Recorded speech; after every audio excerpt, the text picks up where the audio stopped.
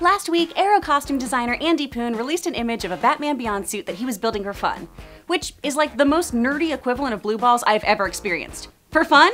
Not for realsies? Give us Terry! I'd love nothing more than a Batman Beyond crossover or series, especially with a dope suit like what Andy's cooking up. But with Fox owning the television rights to the Batman, that's not something that seems to be in the cards. But that killer suit got me thinking, what about taking the story to the big screen? You guys have said yourselves in the comments, why not give the DCU over to the dudes dishing out DC's crazy animated projects? I mean, if there's anything DC fans can agree on, it's that Batman the Animated Series and Batman Beyond were practically perfect in every way. So why not explore the Beyond universe more to shake off the stench of Dawn of Martha and Justice League? Could Batman Beyond save the DC cinematic universe? Shway? Shway. I'm Chris Carr. Here's why I think DC needs to shake things up in their cinematic set and give us a Batman Beyond movie. Now, first of all, I'm not exactly reinventing the wheel here. Warner Brothers developed and shelved a Batman Beyond script back in 2001 for Christopher Nolan's Dark Knight trilogy, which, I mean, solid choice, guys. But now Batfleck's lukewarm reception and lackluster attitude when it comes to playing the Dark Knight long term makes me think introducing Terry McGinnis to the big screen would be a smart move. We've already seen through Wonder Woman that the studio bigwigs don't feel the need to always tell super stories in present day.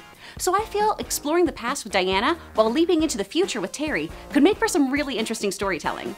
You can lay the necessary Easter eggs that if and when you reboot the universe, you've got a through line. Or a back line? I don't know, time is weird, but you get me, right? Plus, Batman Beyond gives us room for some really creative choices. Changes in tone, exploring new tech when it comes to filmmaking and what the Bat himself gets to use. Really breaking the mold. Batman Begins and Dark Knight felt new and groundbreaking.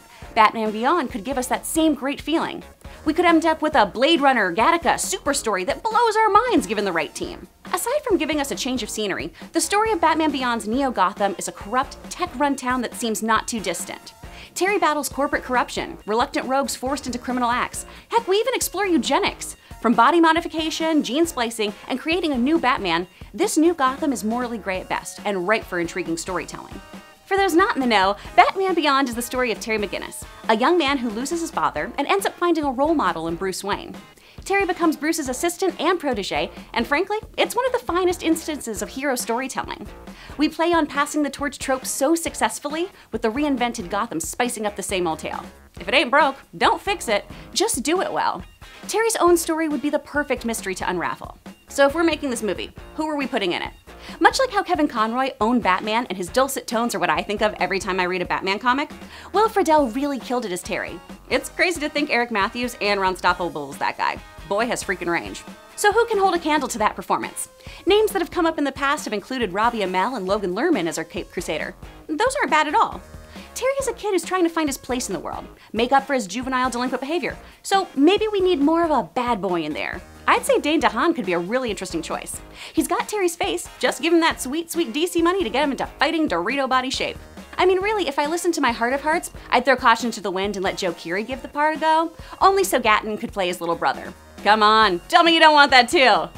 Okay, y'all probably don't, so I'll just save it for my spec script. Bruce, we could give to Affleck if we don't want to do a full reboot yet. Age him up a scooch, let him be all crotchety. Fans for years have been saying the older Wayne looks like a dead ringer from Clint Eastwood, so that could be a solid choice as well. Me? Give it to Michael Keaton or Conroy, the Batman of our hearts and ear holes.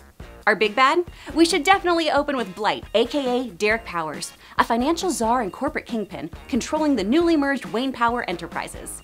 Oh, also a human nightlight. He runs around town in a synthetic skin that contains his radiation emissions and glow, a lovely side effect after being infected by his own nerve gas. We already know that Jason Isaac can rock a white mane, so I say let's tap him for the role.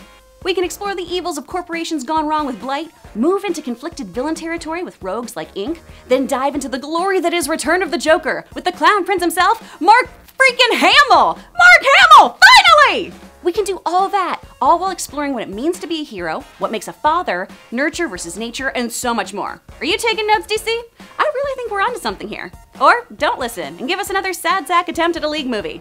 Diana's strong, but she can't carry all that dead weight, babes. Of course, this is just one gal's opinion, and I want to hear from y'all. Do you want to see a Batman Beyond flick? Who would you cast? What stories do you think are worth telling? Hit me up in the comments below, and while you're there, hit those like and subscribe buttons. And don't forget to click on the bell so you don't miss a thing.